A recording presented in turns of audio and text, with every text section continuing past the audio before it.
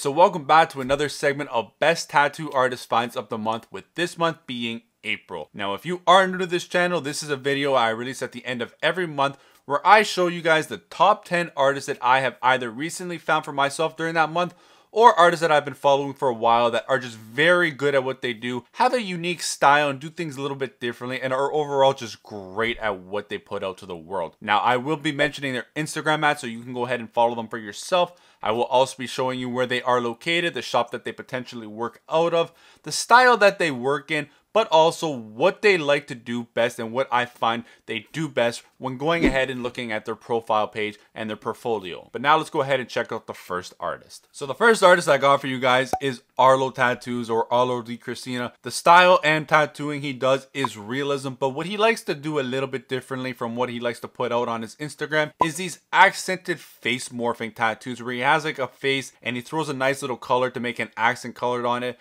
but he blends and he does something a little bit differently with that face to morph it into something else or change it up a bit. I love his work. I love what he does. He works out of the shop Elysium Studios, and he is located in Grand Junction, Colorado. Now, the second artist I got for you guys is Shubi_tattoos. He does realism, but what it seems what he really likes to do is a bit of both in terms of black and gray and color, with color pieces being like, you know, faces, animals, flowers. I really see him excelling in his color, that kind of work, but he is good at both. Now, he is the owner of Me Gusta Tattoos, and he is, I'm going to butcher this because my French is just horrible. I need to brush up on it to do these videos because it seems a lot of artists are in France or any type of the world like that, is Marne-la-Vallée, France. So the artist at number 3 is actually my artist. If you guys don't know who that is, it is B-Scopes, or how he goes by and how I always name him as Brandon. Now, he does dark realism, but the styles and the pieces he really loves to do, and I know this for a fact because we've talked about it, he's told me,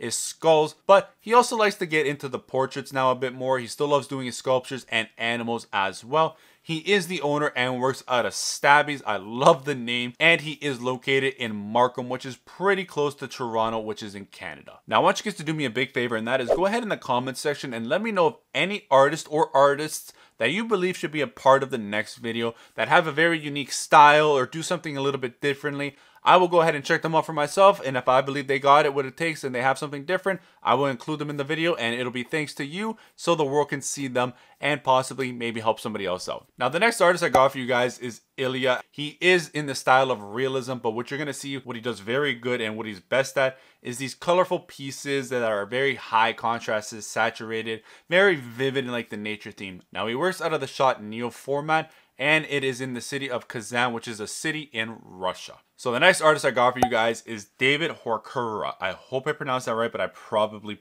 butchered it. Now, he does black and gray, but what it seems he does and what he really likes to do is these free-handed, evil, demonic, undead type of characters that just look absolutely awesome. What I like about this guy too is you're gonna get a very unique and custom piece, it seems, from this guy, with everything being a little bit different. The shop he works out of is Between the Roots, and he is located out of Krakow, I hope I pronounced that right, Poland. So the next artist I got for you guys is Yusuke Tattoos, or Yusuke Oyobun. Now, this guy, his style is of a Japanese style, but he likes to change it up a bit and do things a little bit differently. He likes to add like this new school type of vibe to it in terms of the Japanese style, adding these more different type of punchy colors that, you know, the old school doesn't really have as much, and changes the designs up a bit. Really like what this guy does, and definitely worth checking him out. He works out of the shop called Oyobun Tattoo Studios, and he is located in San Diego, California. Now, the next artist I got for you guys is Dududa Lozano Tattoos. Now, the style that this guy does is a type of embroidery type of style.